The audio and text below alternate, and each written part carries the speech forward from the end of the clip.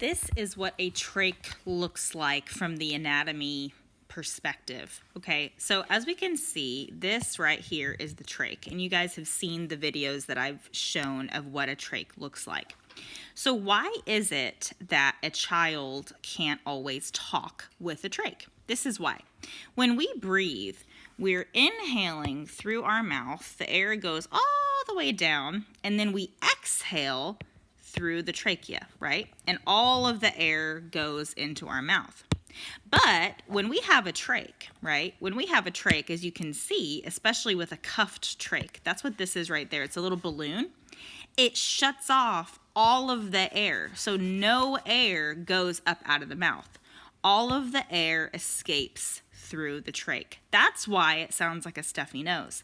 That's why you can't hear any voice. With a speaking valve, so this is our little pretend speaking valve, what happens is she inhales via the trach, but then what happens is it shuts off this part, right? And then the air has to go up.